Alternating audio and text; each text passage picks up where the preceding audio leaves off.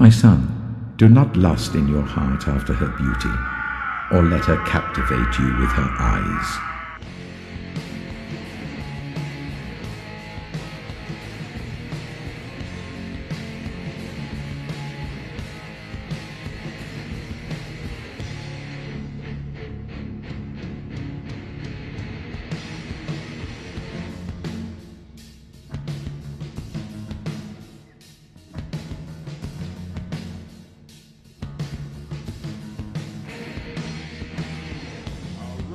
Now Joseph had been taken down to Egypt. Potiphar, an Egyptian who was one of Pharaoh's officials, the captain of the guard, bought him from the Ishmaelites who had taken him there. The Lord was with Joseph so that he prospered, and he lived in the house of his Egyptian master.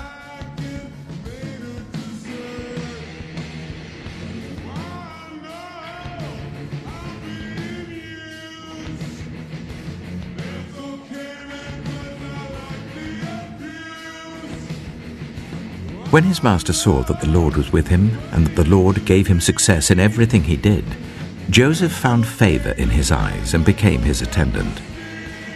Potiphar put him in charge of his household, and he entrusted to his care everything he owned. From the time he put him in charge of his household and of all that he owned, the Lord blessed the household of the Egyptian because of Joseph. The blessing of the Lord was on everything Potiphar had, both in the house and in the field. So Potiphar left everything he had in Joseph's care. With Joseph in charge, he did not concern himself with anything except the food he ate.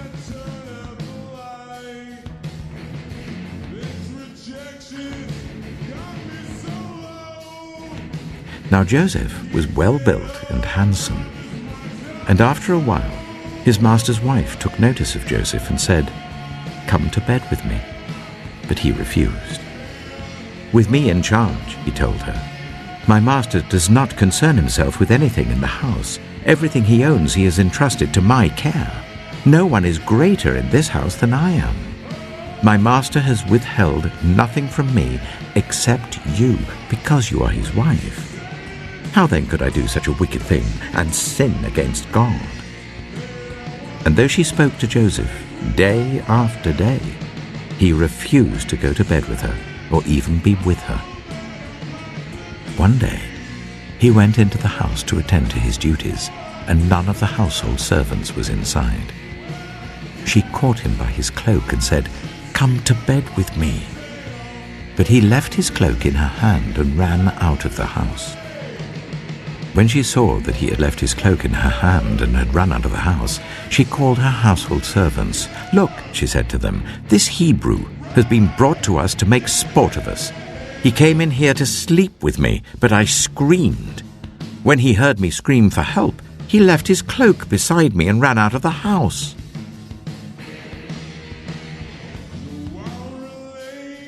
She kept his cloak beside her until his master came home. Then she told him this story. "That Hebrew slave you brought us came to me to make sport of me.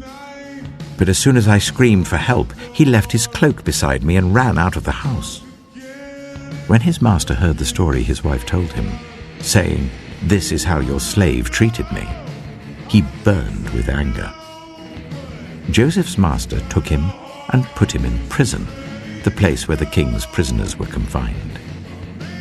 But while Joseph was there in the prison, the Lord was with him. He showed him kindness and granted him favor in the eyes of the prison warden. So the warden put Joseph in charge of all those held in the prison, and he was made responsible for all that was done there. The warden paid no attention to anything under Joseph's care, because the Lord was with Joseph and gave him success in whatever he did.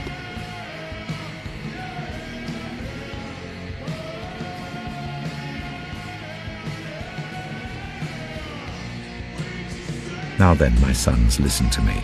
Do not turn aside from what I say. Keep to a path far from her. Do not go near the door of her house, lest you lose your honor to others and your dignity to one who is cruel, lest strangers feast on your wealth and your toil enrich the house of another.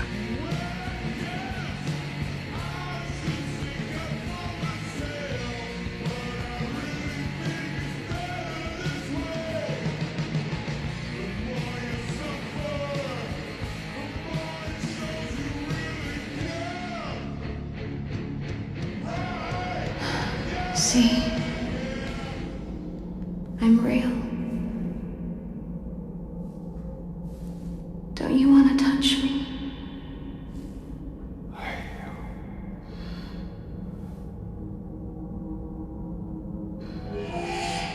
I don't know.